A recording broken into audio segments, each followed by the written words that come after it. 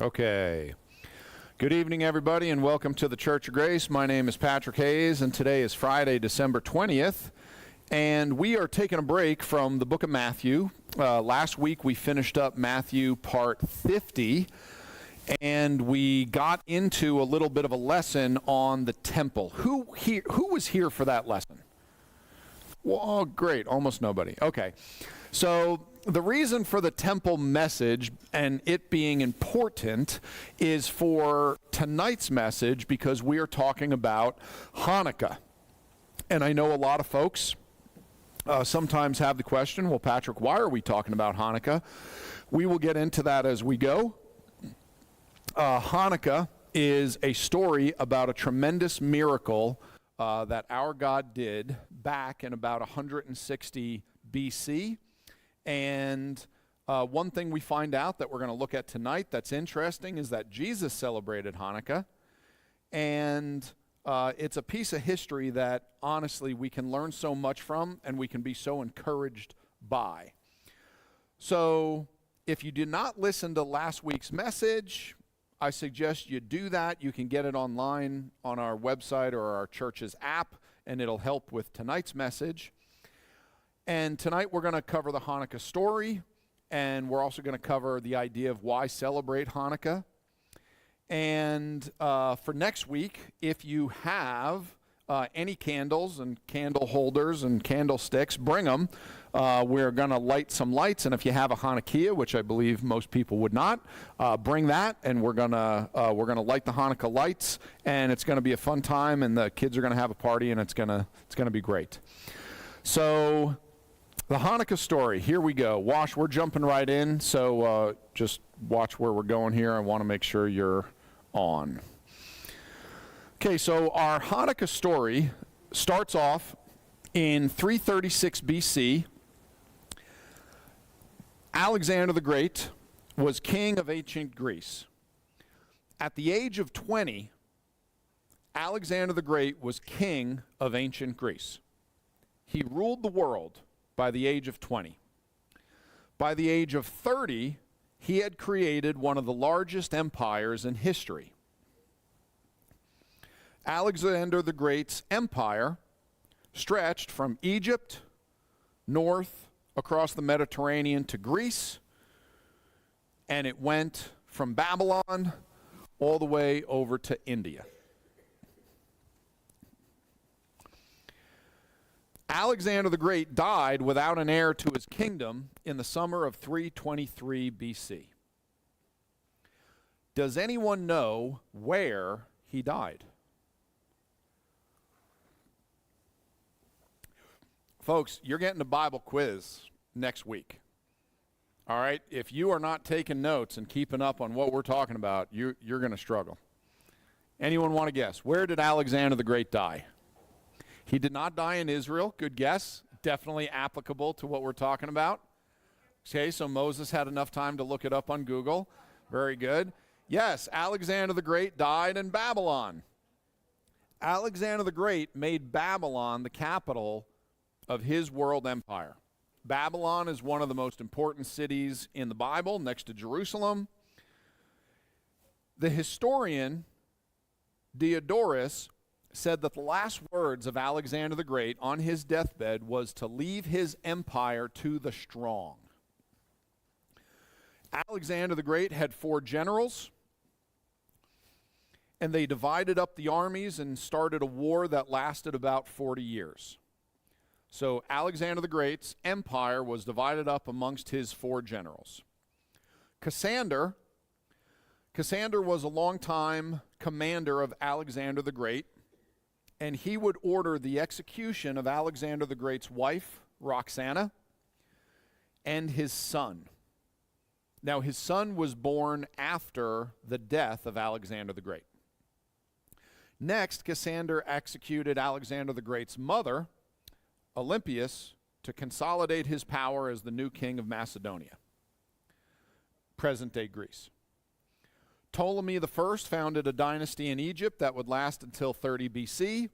Antigonus founded the Antigonid dynasty, which included present-day Turkey, Lebanon, and Israel. And Seleucus, he founded the Seleucid Empire, made up of Mesopotamia, Anatolia, and parts of India.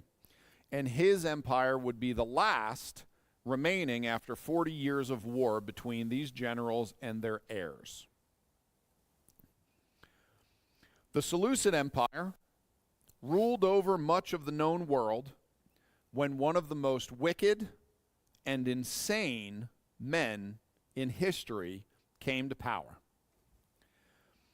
In 215 BC, Antiochus IV was born. Later, he changed his name to Antiochus Epiphanes. Epiphanes means God manifest. He believed that he was God.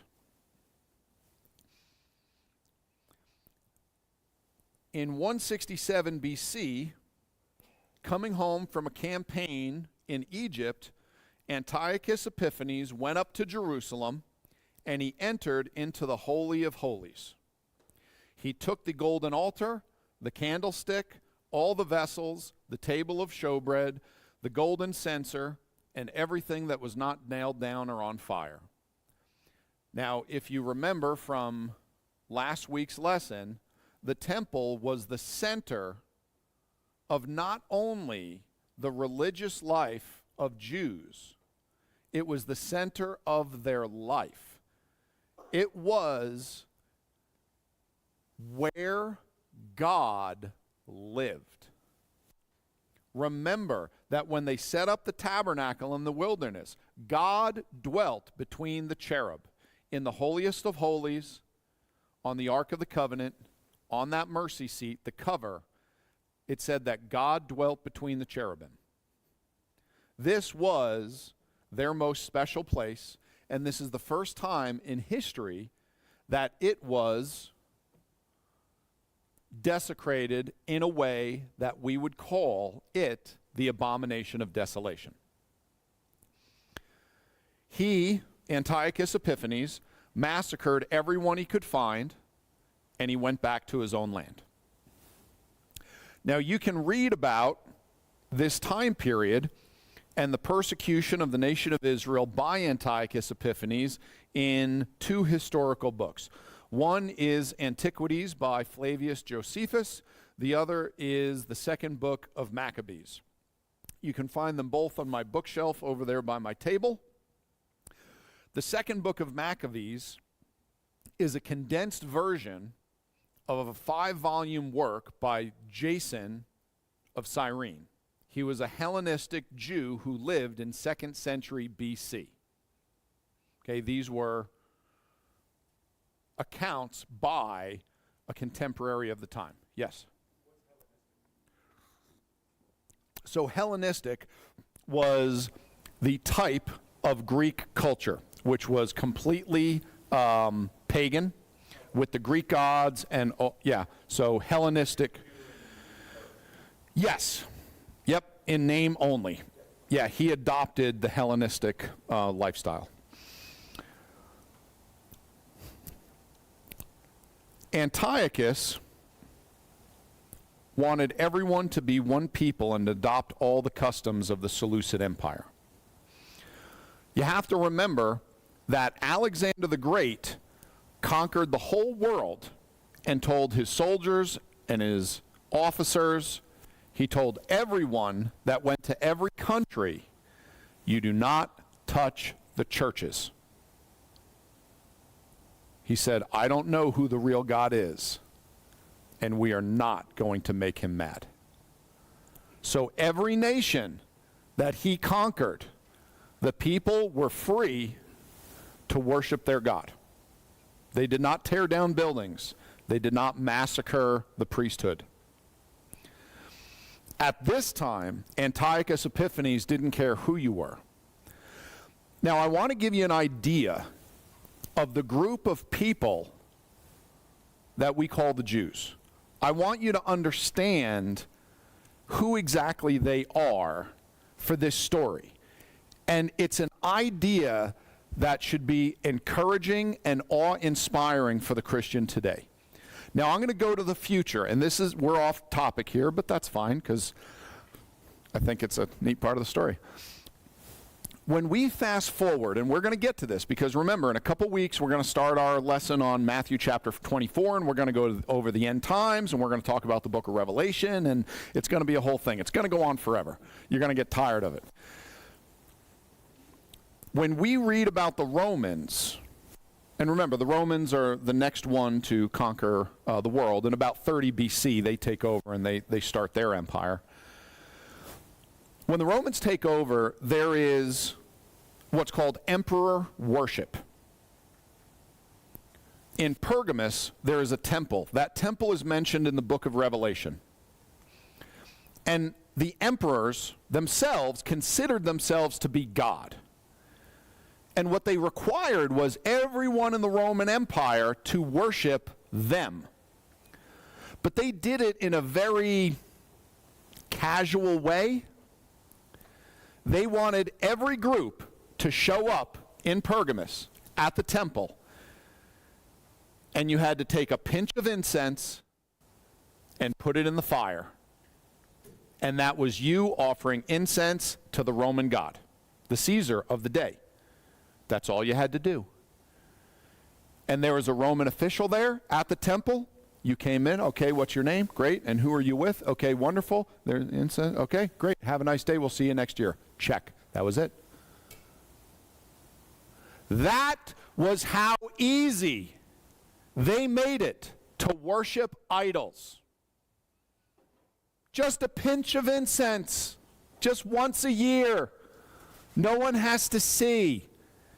Everyone in your nation doesn't have to show up, just one representative. The Jews said, "We will fight to the death. We will not worship your gods." Rome, all of Rome, made an exception for the Jews. They would go into any land. They would lay siege to a city and plan on surrounding that city for 10 years, a dozen years, to conquer you and put you into subjection and make sure you knew who was boss. Not with the Jews. They knew they were so serious about idol worship that the entire nation would fight to the death before they would put in a pinch of incense. That is how serious they took their relationship with God. Backing up about 130, 150 years. Antiochus wanted everyone to be one people and adopt all the customs of the Seleucid Empire, which was Hellenistic Greek paganism. And everywhere they went, people capitulated. Antiochus sent General Apollonius with 22,000 soldiers to destroy Jerusalem. Apollonius slew multitudes, dismantled and pillaged the city, and he built a fortress in Jerusalem to command the temple and the city. They slew all the Jews worshiping at the temple so that the temple services discontinued.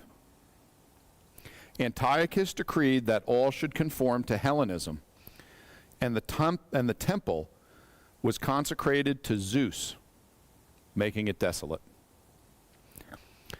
Not obeying the king's command was a capital crime, and many of the Israelites consented to his religion under fear of death because they were going through Israel and they were willing to take the challenge to kill every Jew if they didn't conform. The Seleucid Empire forbid burnt offerings and sacrifice and drink offerings. And these laws that they came up with, they were aimed at only one thing: the eradication of the Jewish religion. The Seleucid king and his soldiers profaned the Sabbaths and the festivals and the feast days. They set up altars and groves and idols throughout all of Israel. They sacrificed swine and other unclean beasts in the temple of God.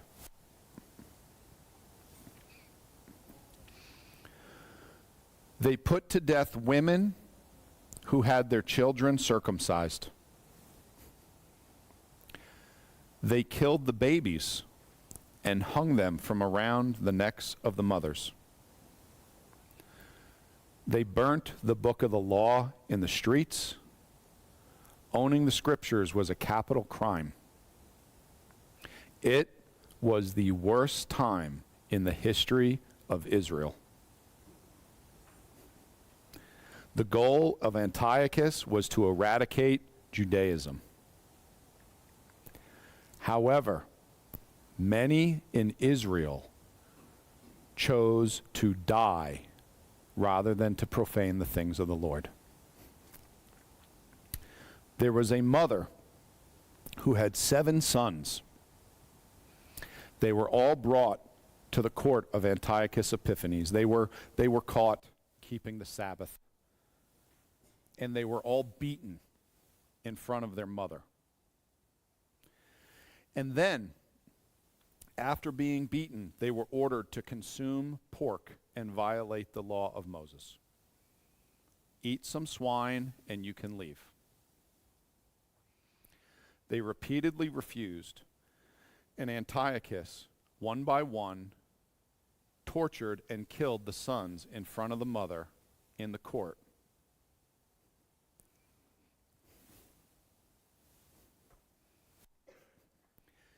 Each brother made a statement to the king before he died. Before he was tortured to death in front of his mother, just like his older brother was before him, he would make a statement to the king. The first son says that the hope of eternal life comes from serving the one true king. They would always make reference to the true king. You are not the true king. That's what they're saying. You're not a real king. One said that the belief in a bodily resurrection makes mortal life meaningless. And this is what Antiochus Epiphanes could not understand, because he would come in with force, and the threat of death would compel people to give up on the God they worship and capitulate to his commands. Someone that believes in the bodily resurrection of the dead is not scared of death. They recognize there is something far worse than death, and that is dishonor. Antiochus was told there will be no resurrection to life for the Gentile king and his descendants, and that the king's fight against God will not go unpunished, because God, and not the Gentile king, is in charge. After the 6th son lie dead on the floor, Antiochus directs his conversation to the youngest son, who, from the story, the way it reads, I don't know his age, but from the way the story reads, he seemed to be 12 years old, young man. He tells the young boy, if you will obey the king and eat swine, I will make you rich. You will be the king's friend, and you and your mother do not have to die. The mother never once spoke to Antiochus. She just spoke to her sons, and she turned to her youngest son, and she begged him for forgiveness and asked him to receive death. The youngest son turns to the king and says, what are you waiting for? I will not go against the law of Moses. Antiochus falls into a rage and treats the youngest brother worse than the others. That's the quote from the story. Last of all, the mother dies. The brutal tactics of Antiochus are ineffective against a group who believe in the resurrection of the dead for the faithful.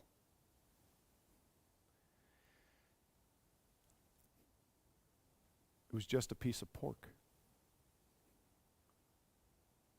Do you know that all of us can make anything we want meaningless?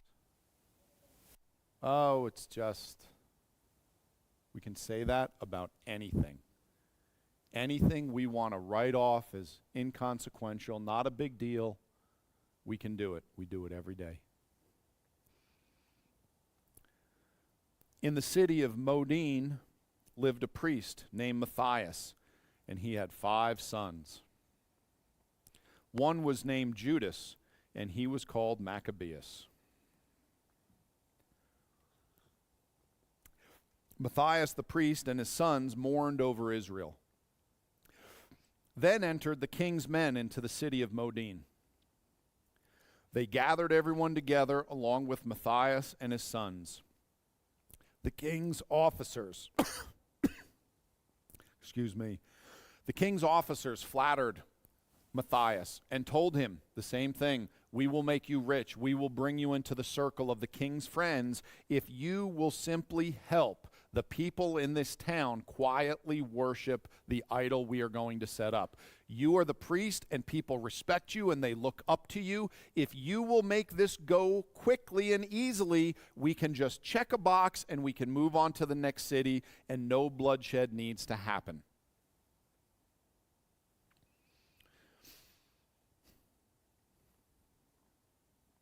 Matthias answered and spake with a loud voice so that everyone could hear him. Though all the nations that are under the king's dominion obey him and fall away every one from the religion of their fathers and give consent to his commandments, yet will I and my sons and my brethren walk in the covenant of our fathers. God forbid that we should forsake the law and the ordinances. We will not hearken to the king's words to go from our religion, either on the right hand or on the left. That sounds familiar.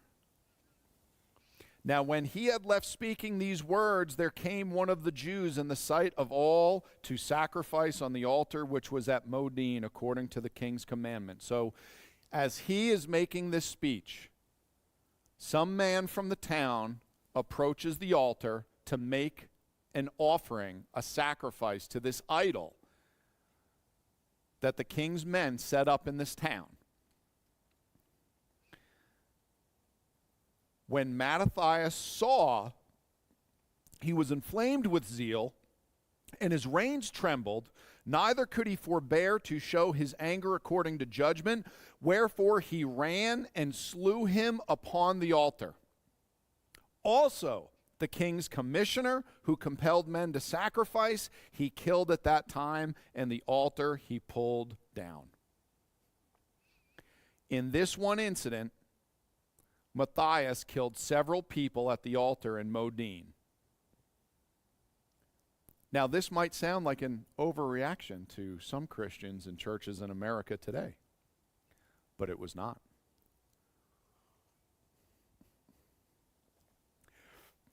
In Deuteronomy chapter 13, verses 6 through 9, we read, If thy brother, the son of thy mother, or thy son or thy daughter, or the wife of thy bosom, or thy friend, which is as thine own soul, entice thee secretly, saying, Let us go and serve other gods, which thou hast not known, thou nor thy fathers.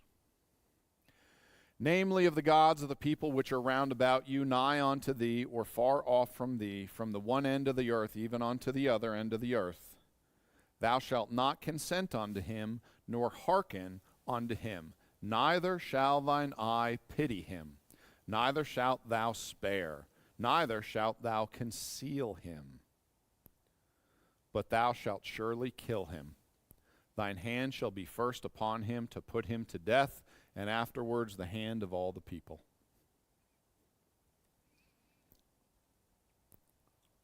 Someone comes to you and they want to worship idols, and they want you to come along with them. And it says it could be your wife or your son or your best friend. Not only should you not go and worship the pagan gods, you should not pity them, you should not spare them, and it says you should not hide them away. Why would you hide them away? Well, because you know what the punishment is. These verses tell us that if your own family turns to idolatry, it was your job to kill them.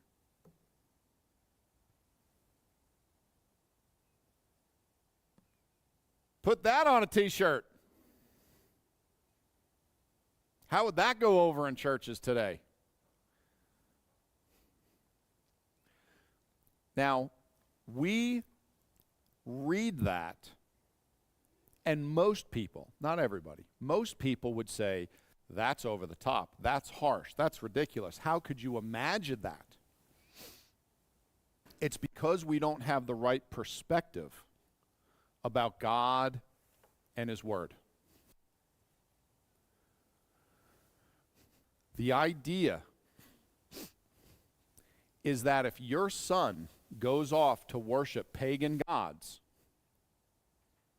then what's going to happen when he gets married and he has kids? Who will they worship? Pagan gods. And where will your son and his spouse and all of your grandchildren end up? They will end up in hell.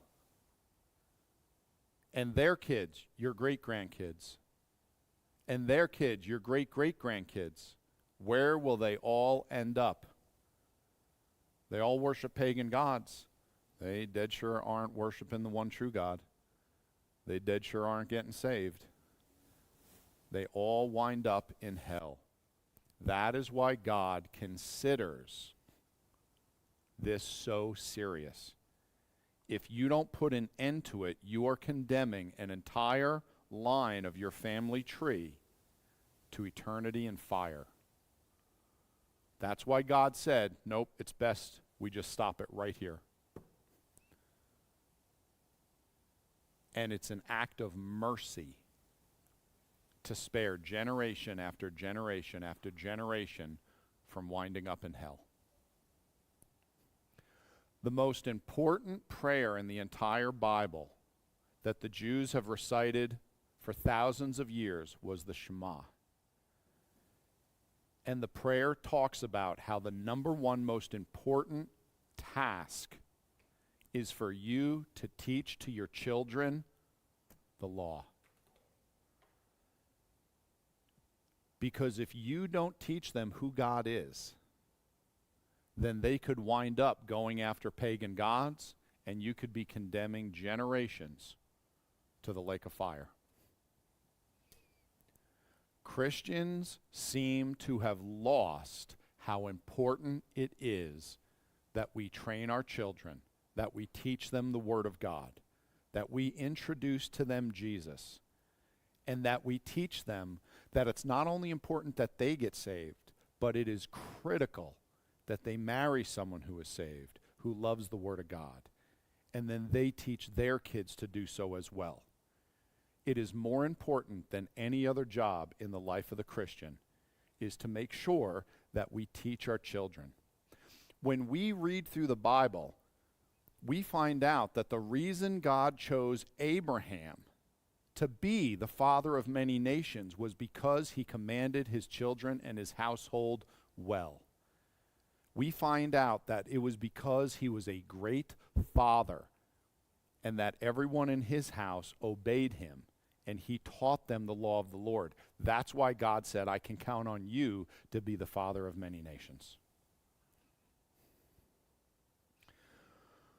So, what can we learn from these verses in Deuteronomy here? We can learn just how seriously God takes idolatry. I see from this verse that I should be looking out for idols and idolatry in my life every day. God considers idolatry such a serious crime that it was not only a capital crime, but it could be carried out without a trial. That is what happened with the priest Matthias in Modine. Any questions?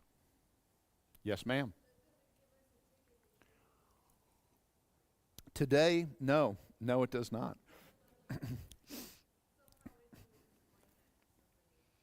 Sure, great question. Okay, So the question was, that doesn't give us a ticket to kill people today, which was a rhetorical question. You were making the point. I know you knew that. I'm repeating it for the people at home that are listening. Okay, so what we have to understand that we are dealing with is what we call, we're going to use the term dispensations, okay? So, and that is simply how God will work with people at different times and different places differently. And we find out there's a timeline. So what happened was, when the nation of Israel came into the land, they were under prophets and judges. And the way that the government worked was they would have a problem. The judge would, from the way the Bible reads, go to God and say, hey, God, this is what's going on, and I'm not really sure how to do this. What do you think? What do you want me to do? Okay, all right, we'll do that. And then he would go back to the people. And that's exactly what Moses did. Moses went to God, asked him a question. God said, okay, do it like this. Moses brought it back to the people, and he did it like this. So that was a form of government where the head of that nation was God.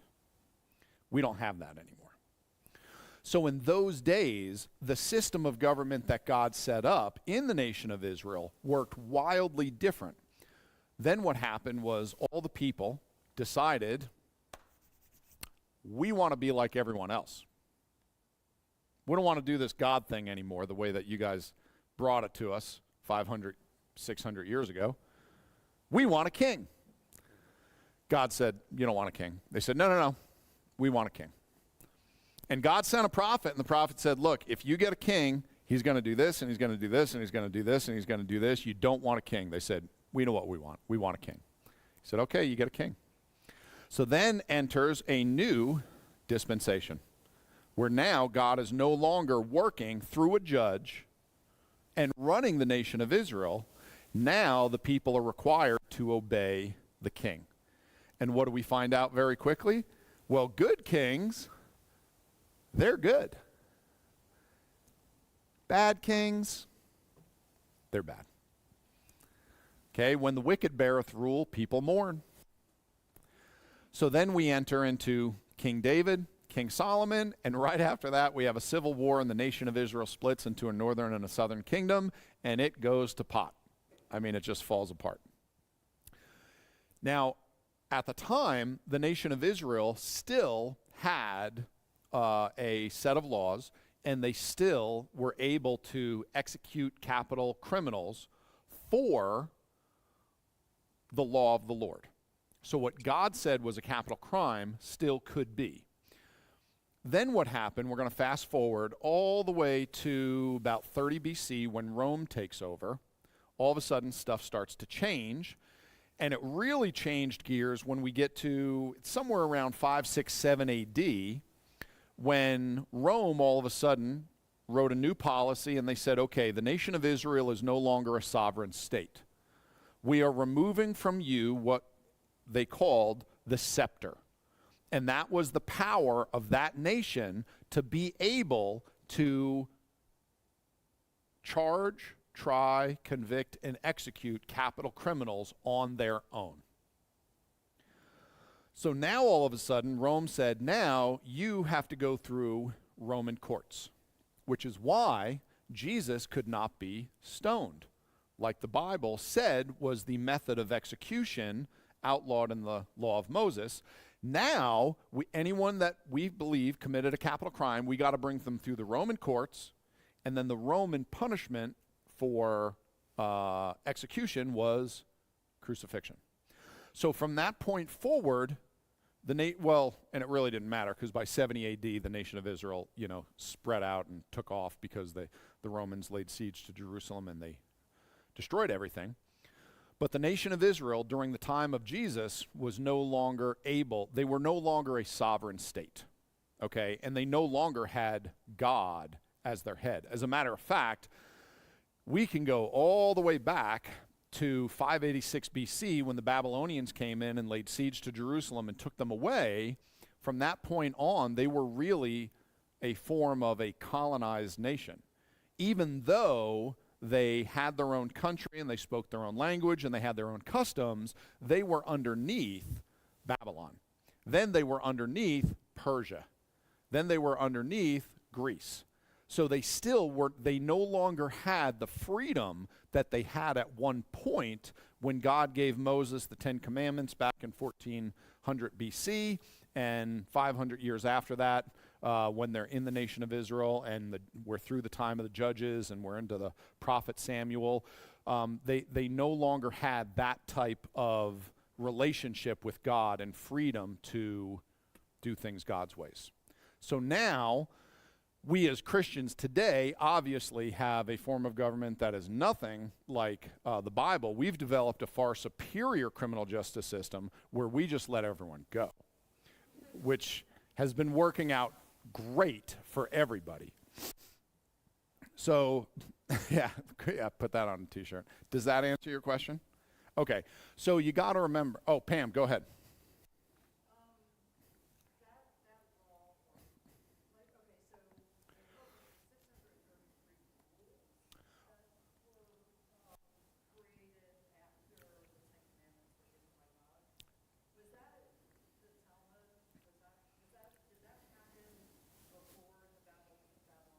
Yes. So all the rules, the 600 and I think it's 13, but forgive me, it might be 33. I think it's 613. The 613 laws, okay, that God gave Moses, the 10 Commandments are part of those. And those run all the way through Exodus, Leviticus, Numbers, and Deuteronomy, and that is the code of law that the nation of Israel lived by. Now, some of it was criminal, some of it was civil, and most of it was religious. Okay, this is the way that God said, I want you to live. Okay, this is the way I want you to conduct business. This is the way that I want you to run your family. This is the way I want you to do everything. And God gave them hundreds and hundreds of laws to live by.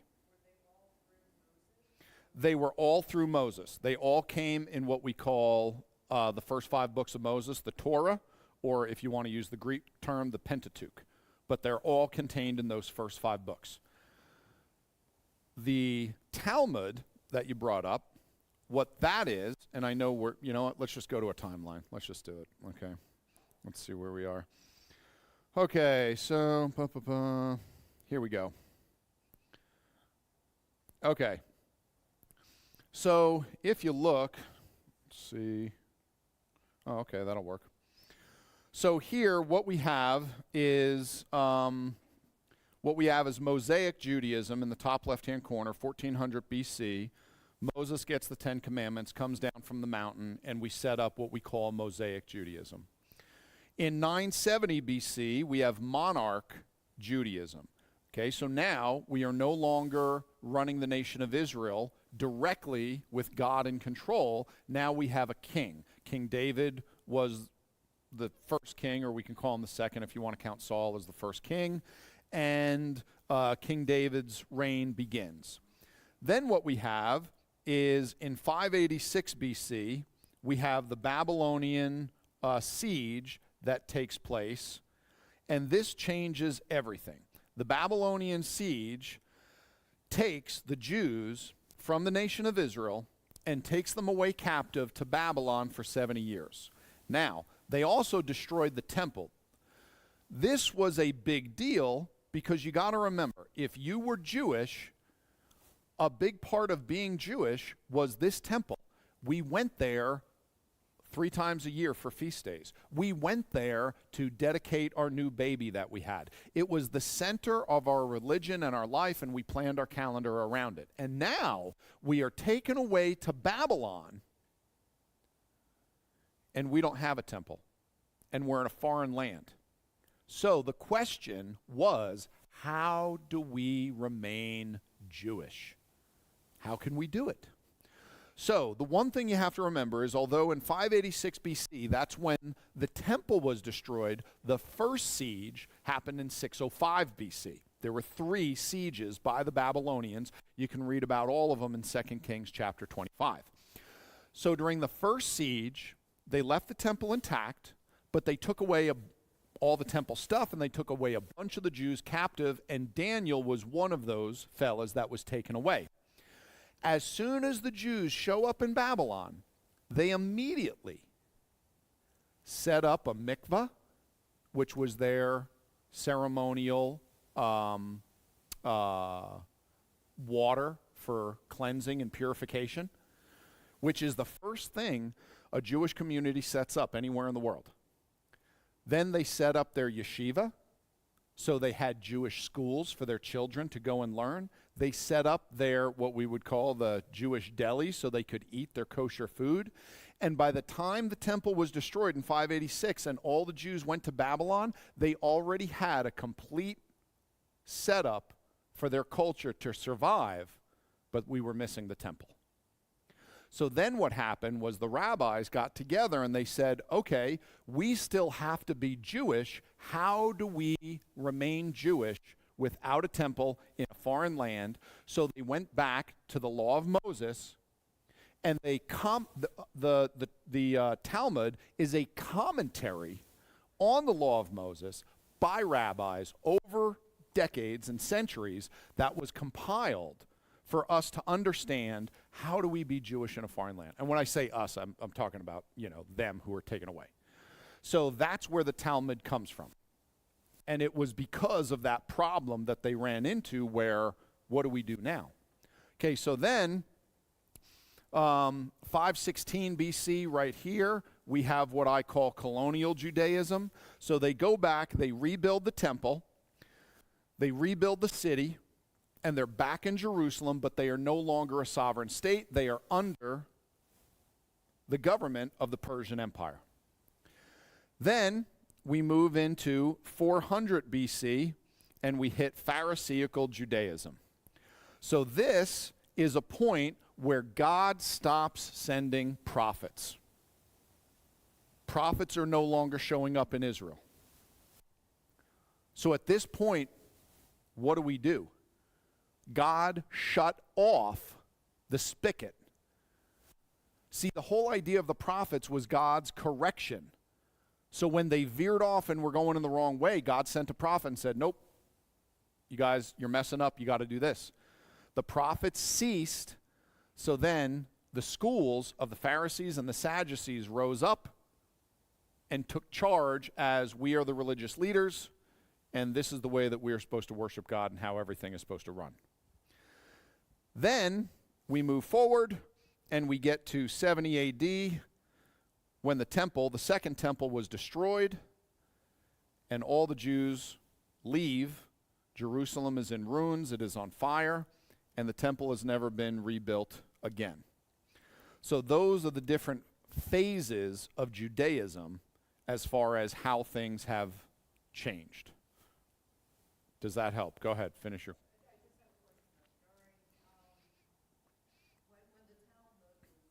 Yes. Yeah.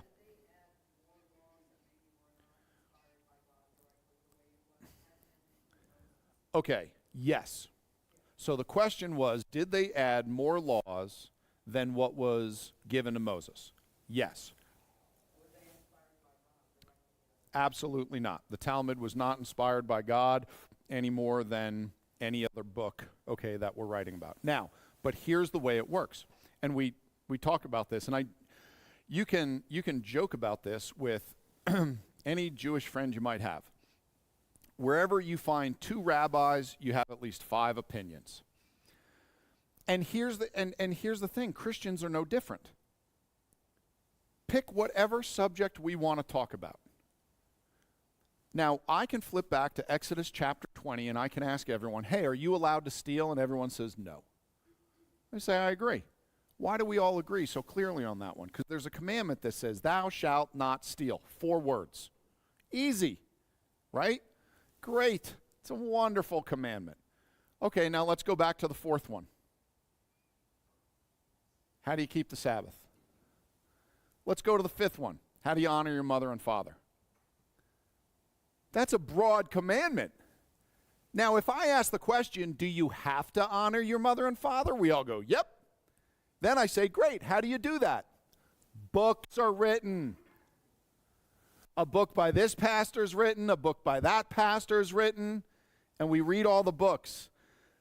Just like the Talmud was the commentary on the law of Moses, how many of you have a commentary at your house? How many of you have a study Bible? What is it? It's further explanation and thought on a subject that we are trying to figure out. And we join this camp, and we like following this guy, and they like that camp, and they like following that guy. And it's no different for the Jews in the Old Testament than it is today for any of the Christians in any of the churches. So, no, not by God. Yes, by the Talmud. Yes. So in the same way, okay, you have to teach your children how to honor your mother and father. Okay, how do you do that? Well, what you can do is you can go back to the Bible and you can find what's explicit. It explicitly says, thou shalt not steal. But then we have to read into the character of God and what's implicit. And we have to figure out, to the best of our ability, an answer to the question. Because it's a legitimate question. How do I honor my mother and father? Well, how do I honor them if one's in jail? How do I honor them if one's a drug addict? How do I honor... You see what I'm saying? And what I'm saying is that is where the Talmud comes from, is someone made an effort to answer those questions so that someone could feel like they were obeying the law of God. Same thing we really do today. It's easy for the Christians to look at the Pharisees and the Sadducees and go, ugh. But you have to remember that a lot of the teachings of the Pharisees and the Sadducees, although wildly off from what Jesus intended, they were in reaction to someone's sincere question of, how do I do this? Okay, is it okay to lie? Got a no, got a whole bunch of no's. Okay, is it okay to lie to an ugly bride on her wedding day? Yeah, all of a sudden there's controversy. That's my point. It's easy when it's black and white. It's not often black and white. Good question. Okay, let's get back to it, because which one, what? Yeah, Wash, write that down. I'll email that. How have I been doing with emailing? Okay, you're getting it all. Okay. Nope, that's good. Okay. Okay. Where are we? Any questions? We're done with questions. No, you had a question. A statement. We got time for those.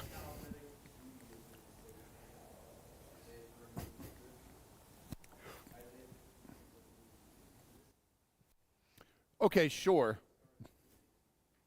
Well, maybe. I don't know about, I can't comment on all that because I don't know about it. But wonderful conversation for coffee after the message. Okay, back to Matthias and the Maccabean revolt. Matthias the priest kills the servants of the king, the Seleucid king. Then he marches through the city and cries with a loud voice, saying, whosoever is zealous of the law and maintaineth the covenant, let him follow me. The people join up with all the Israelites who obeyed the law, and they attack the Gentiles in the land. Maccabeus leads an army of untrained and mostly unarmed soldiers against the world power and their professional army. And they win. God made Maccabeus victorious again and again. The fighting went on for 3 years. Do you know that the Maccabeans were so successful that the Seleucid king, who by and large had hired soldiers. So you got to understand, this was something that the Persians were famous for.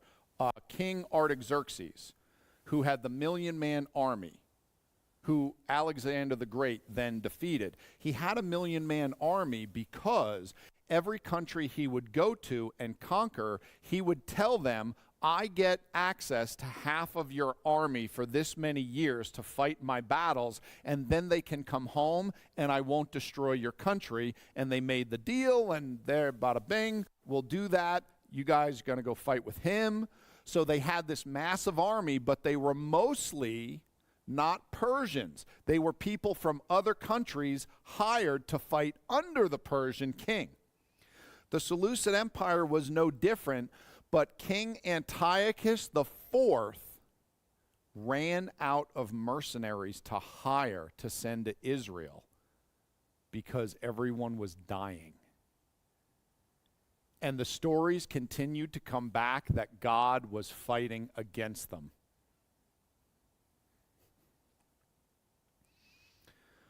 The fighting went on for 3 years. Eleazar, the younger brother of Judas Maccabeus, died in the battle. And in December of 164 BC, Judas Maccabeus secured the temple. They fought all the way back to Jerusalem. They overthrew the fortress that the Seleucid king had set up, and they secured the temple. The sanctuary was desolate. The altar of sacrifice was profaned, and the gates were burnt down. And they built a new altar. They built up the sanctuary, and they made new holy vessels. They brought in the candlestick and the altar of incense and the table of showbread. And all the priests who worked for the Greeks were executed. This is the temple menorah. This is the temple menorah that currently stands in Jerusalem today. In Jerusalem, there is no temple, but understand there will be one built. We read about how in the end times the Antichrist is going to stand up in the midst of the temple, in the Holy of Holies, and cause the sacrifices to cease. A temple must be built for the end times. The Temple Institute in Israel has already made all of the implements. They are ready to move them into the temple and start sacrifices again. This temple menorah, it's just over 5 feet tall, and it sat in the holy place on the southern side of the room, and it was the job of the priest every day to go in there and fill it with oil and make sure that the lights were burning. This menorah sits in Jerusalem today.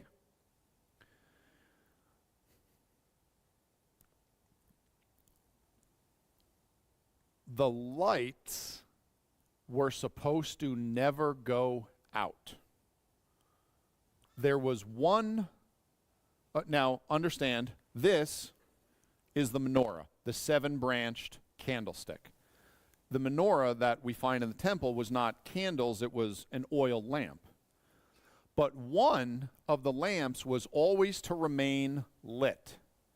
So then they would fill the oil in all the other ones and light them, and then they would go back and light this one.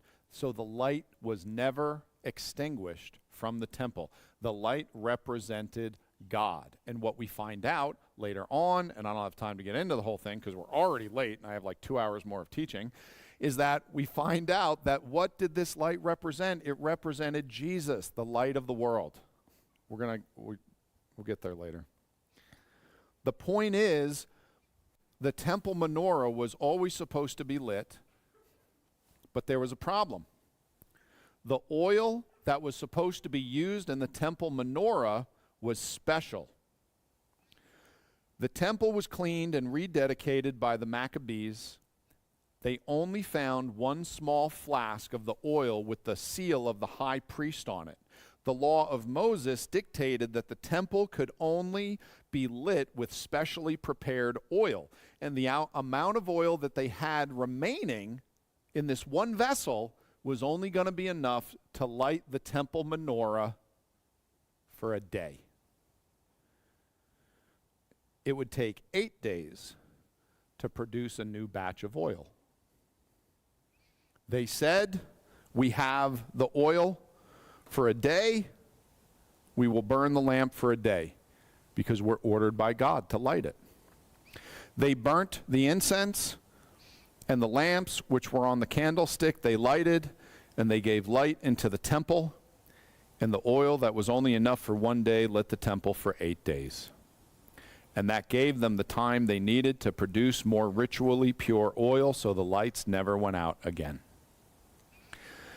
And in the 25th day of the 9th month, they offered sacrifices according to the law upon the new altar of burnt offerings which they had made.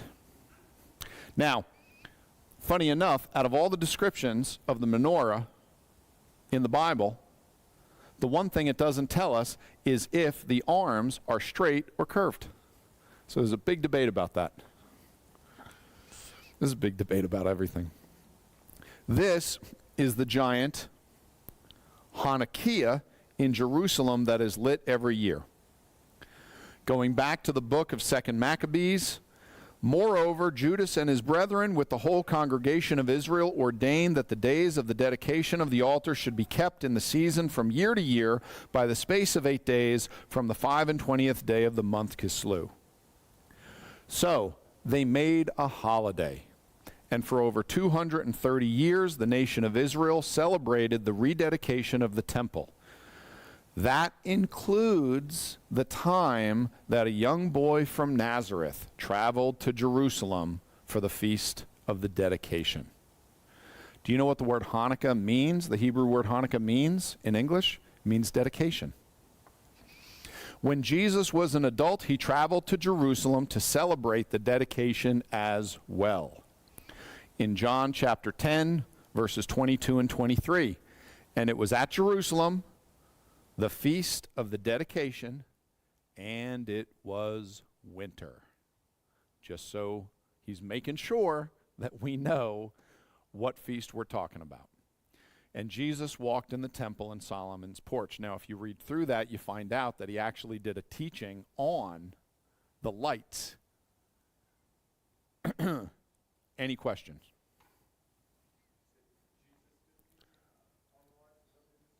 Yep. Yeah, he referenced the giant Hanukkah that they would bring out and light up. They still do every year in Jerusalem. Yes. Yep.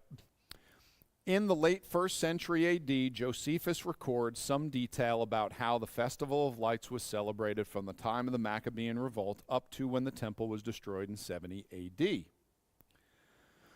Now, Judas celebrated the festival. This is quoting from Josephus Flavius, the historian. Now, Judas celebrated the festival of the restoration of the sacrifices of the temple for 8 days and omitted no sort of pleasures thereon. But he feasted them upon very rich and splendid sacrifices, and he honored God and delighted them by hymns and psalms. Nay, they were so very glad at the revival of their custom when, after a long time of intermission, they unexpectedly had regained the freedom of their worship, that they made it a law for their posterity that they should keep a festival on account of the restoration of their temple worship for 8 days. And from that time to this, we celebrate this festival and call it Lights. So the main focus of the festival in the time of Jesus was the singing of psalms, feasting with friends and family, going to the temple or local synagogue to hear scripture read and to give thanks to God for the freedom to worship him and for his deliverance from the hand of Israel's enemies. It also included the ceremonial lighting of candles or oil lamps at the synagogue and in homes. Okay, so we're going to be out of here in a minute. I know we're keeping you late. If anyone has to run, by all means run. It should only be another minute here. So this is a Hanukkah. A Hanukkah is a 9-branched candlestick. These are sometimes incorrectly called a Hanukkah menorah. The menorah was the 7-branch candlestick that we find in the temple. So it, as I said, it's called a Hanukkah. The Hanukkah holds 9 candles. We light the candles for each of the 8 days of Hanukkah. If anyone has a desire to take part in the lighting of these candles at their home, which is a fun tradition that we started quite a few years back, I had the church purchase these Hanukkah, just like this, and these candles if you want to go home and do this on your own. You need 44 candles. They sell them in packs of 45. I bought these on Amazon. They were roughly the cheapest ones that you could get, and I have a dozen of them up here. Yes?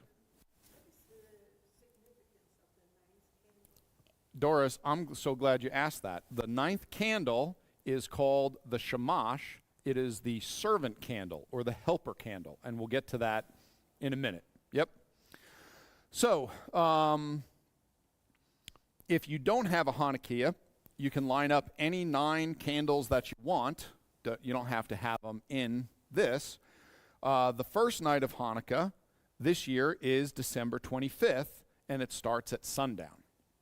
So, if you have a desire to take part in Hanukkah, one thing that we talked about last week that you can do is you can teach your children about the temple, the importance of it, okay, what it represents, how it plays a part in the future. And another thing that you can do is you can light the candles. Now, your kids will love this. So, lighting the candles. We light the candles to remember and commemorate the miracle of our God. We light the candles as a teaching tool for our children. As I light the lights of Hanukkah, I think about all the people around the world who worship the one true God. It is also encouraging to me to think of the nation of Israel and how many people are lost and how they are going to come to Messiah one day. And it reminds me of what I read in the Psalms, where I am commanded to pray for the peace of Israel, to pray for the peace of Jerusalem. So when we light the candles, on the first night of Hanukkah, you put one candle in the middle, you put one candle all the way to the right, and you light, on the first night of Hanukkah, you light this candle all the way to the right. So, I'm actually mixing this up. You light the center candle, then you use it to light all the other candles. So you light the first candle all the way to the right, and then you put it back in your holder. Now, if you accidentally put the first candle all the way to the left, then you are responsible for telling everyone that Hanukkah from the wrong side of the table. The center candle is called the shamash. It is called the helper candle or the servant candle. Who is the servant? Jesus is. That was the teaching that he gave us when, during the Lord's Supper, he took on the form of the servant when he washed everyone's feet. So we light the shamash, and then we use it to light the other candles. Then we place the shamash back in the center of the Hanukkah. We repeat this process through the entire night of Hanukkah. In our family, we have 6 kids and 2 adults, so it works out pretty well. Any questions so far? Yes. About we light a candle for each night of Hanukkah. Okay, so the first night we light 1 candle. The second night we put in 2 candles. Third night we put in 3 candles. And for us, because our family, we have 6 kids and 2 adults, we have 8, and there are 8 candles to light, 8 nights of Hanukkah. It works out, really well. If not, your kids got to fight over who gets to light more candles and who gets to light less candles. Any questions? Yes, ma'am. The very good question. When do you blow them out? You do not blow them out. You just let it go down and extinguish on its own. Just like Sabbath candles, you light them and you leave them alone, and there's a purpose behind it, and we'll get to that. Yes. Yep. So we usually clean it out, just drop it in some hot water, hold the lighter on it and melt it and dump the wax out. And then you fill them all up again. You can use birthday candles. We've done that before. I mean, they don't have to be like official, expensive kosher candles. Yes, Nick? Yeah, they do. Yeah, they are nicer. Wash. This is a menorah with 7 branched. They are both candelabras.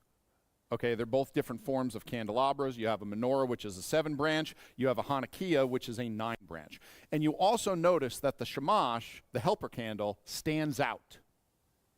Okay, so sometimes they're all the way to one side, sometimes they're in the center, it doesn't matter. I know people that get those little votive candles and they just line up 9 of them on their table, and that's what they light, which is fine. Okay. Down to the last half a page of notes. This will go quick. When you're lighting the candles, if you enjoy, this kind of thing, there is a prayer that you say when you light the candles. The prayer, which I will email to you, written in Hebrew, transliterated into English, goes like this. Baruch atah Adonai Eloheinu melech ha'olam asher kidshanu b'mitzvotav v'tzivanu lachedlek ner shel Hanukkah. Which means, blessed are you, Lord our God, King of the universe, who enriches our lives with holiness and commands us to light the lights of Hanukkah. Coincidentally, that is the exact same prayer that you say every Friday night when you light the Sabbath candles. At the beginning of the Sabbath, you just replace the word Hanukkah at the end with Sabbath. So, if you don't want to recite the prayer, don't recite the prayer. Okay, 9 out of 10 Jews you're going to meet in your life don't even know the prayer. It's fine. You don't want to recite the prayer, don't recite the prayer. There are more prayers, but I'm only going to give you that one to start you all out with that you can recite every night if you like. Once again, your kids will love it. They love learning that. They love the whole thing. It's exciting. And just so you know, every single prayer in Judaism all starts off the same way. Baruch atah Adonai Eloheinu melech ha'olam. Okay, blessed are you, Lord our God, King of the universe. And then it goes from there. No matter what you're praying for, whether you're praying for dinner, whether you're praying for your cup of coffee, no matter what you're praying for, that's how they all start. Okay, after you light the lights, it is customary to stay near the candles for 30 minutes or so and reflect. First of all, it's a great time to eat snacks, okay, to have some kind of special dessert, another thing that the kids love. And then what we do is we talk about how our God is a God of big miracles. Our God is not a God of small miracles. That's why the story of Hanukkah is so great. And that's why we have found a lot of enjoyment in a lot of the feast days that we find in the Bible, because they celebrate the big miracles of God. Passover celebrates when God took the nation of Israel, 2 million people, unarmed men, women, and children, and he used them to defeat the most powerful army in the world. That is a big miracle. Those are the miracles I want my children to remember. We can go to God for big prayers. And the story of Hanukkah, it's such a shame that so few people know it, because it is one of the most impressive and exciting stories and miracles that your God did. And your God has big miracles like this in store for the end times. More are coming. That's all I got. Yeah, thank you. Any questions before we close in a word of prayer and get you guys out of here? We were here long, and I appreciate it. We had some questions. Mm-hmm. Hey, that eye roll was not for you. It just happened to land there. Yes? Could you say that blessed are you, our God? I am going to email it to everyone, so you'll have the prayer. But it's, blessed are you, Lord our God, King of the universe, who enriches our lives with holiness and commands us to light the lights of Hanukkah. Yep. Some people say, blessed are you, Lord our God, King of the universe, who sanctified us with his commandments and commands us to light the lights of Hanukkah. Because it's a translation from another language, there's a little bit of, leeway, and people say it differently. Yep. Good question. Any other questions? Who wants to just get out of here and go home? A couple of you. Okay, let's close in a word of prayer, and we will get out of here. Jesse, would you be so kind as to close us in a word of prayer?